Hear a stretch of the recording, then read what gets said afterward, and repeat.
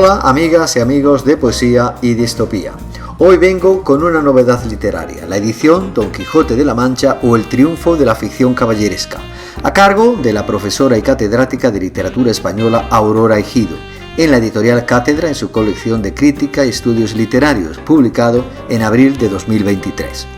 La profesora Aurora Ejido, doctora honoris causa por la Universidad Carlos III y catedrática emérita y honoraria de literatura española de la Universidad de Zaragoza, es miembro de la Real Academia Española y de la Academia Europaea, así como correspondiente de la British Academy of Humanities. Tiene asimismo una dilatada carrera como profesora por un buen listado de prestigiosas universidades españolas, europeas y norteamericanas. Estamos ante una de las mayores especialistas en estudios de historia y crítica literaria del siglo de oro dentro y fuera de nuestras fronteras. En este ímprobo y excelso estudio y ensayo Don Quijote de la Mancha o El triunfo de la ficción caballeresca, la profesora Aurora Ejido ofrece una nueva lectura del Quijote a la luz de los torneos y las justas caballerescas y literarias, situándolas en el contexto histórico en el que transcurren. Como nos dice la profesora Ejido, su análisis se ocupa de la distinción entre las dos partes que componen este estudio, pues ambas acontecen en dos reinos con características diferentes, Castilla, en el caso de la primera parte, y Aragón en el de la segunda. Conviene advertir que la profesora Ejido, en el prefacio de su ensayo, afirma que dedica una mayor atención a la segunda debido al cambio de trayecto que supuso la aparición previa del Quijote apócrifo. En ambas partes, partiendo de los ideales de una caballería internacional, extendida desde la Edad Media por Europa y trasladada posteriormente a América, que encarnó los ideales universalistas de la monarquía y de la Iglesia. Desde esa perspectiva se analiza, como nos recuerda la profesora Ejido, la impronta de las órdenes militares y religiosas, la teatralidad de los desfiles, saraos y encuentros festivos o burlescos, así como el mundo de los libros y pliegos sueltos que alimentaron a lo divino y a lo humano, el imaginario colectivo antes y después de la obra cervantina, gracias a la ingeniosa imitación compuesta que de esos y otros materiales históricos y literarios llevó a cabo Cervantes. Esta se convertiría finalmente no solo en el paradigma de la ficción caballeresca, sino en el modelo por antonomasia de cualquier ficción. El ensayo consta de 13 capítulos que desgranan el estudio exhaustivo de todos estos supuestos, que los inicia el primer capítulo con el juego del torneo y las justas de lucimiento, y lo concluye el 13º con el triunfo de la ficción Don Quijote en el espejo cóncavo de la caballería.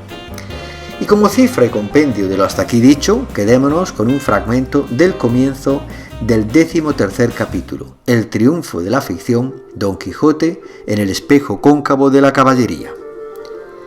La literatura es capaz de crear mundos diferentes, pero que se parecen mucho al nuestro. El Quijote fue en ese sentido un espejo fiel de su tiempo,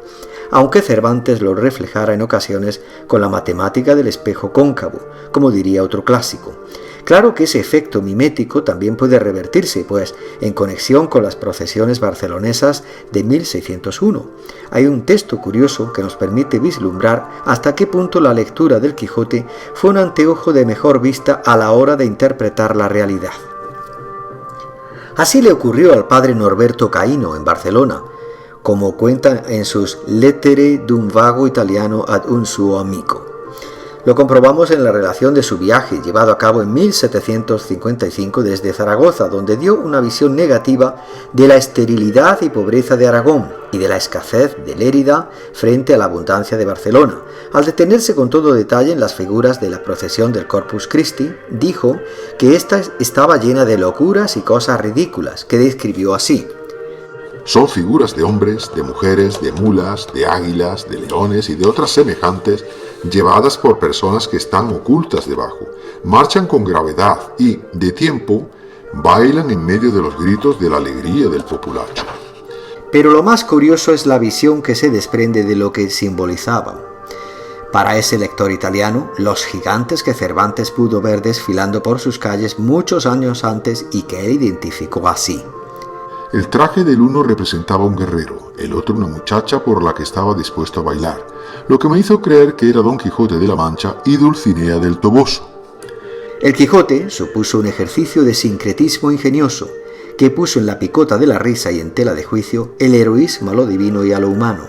mezclando el emanado de las novelas de caballerías con otros temas y asuntos provenientes de la novela bizantinas, pastoriles y moriscas, así como de las órdenes caballerescas, la épica en prosa y verso, la mitología, la hagiografía y otras muchas fuentes. Entre estas no faltaron las crónicas, los espejos de príncipes y nobles, las relaciones de justas, torneos, fiestas y certámenes poéticos,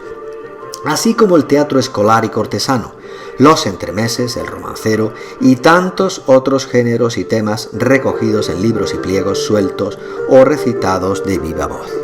Y bien, eso es todo por hoy, amigas y amigos de Poesía y Distopía. Os invito a la lectura de Don Quijote de la Mancha o el triunfo de la ficción caballeresca, a cargo de la profesora y catedrática de literatura española Aurora Ejido, en la editorial Cátedra, en su colección de Crítica y Estudios Literarios, publicado en abril de 2023. Confío veros en próximas crónicas literarias que, como siempre, irán llegando pausada y apasionadamente. Mientras tanto, muchas gracias por vuestra atención, besos, abrazos, carantoñas, achuchones múltiples y boogie boogie.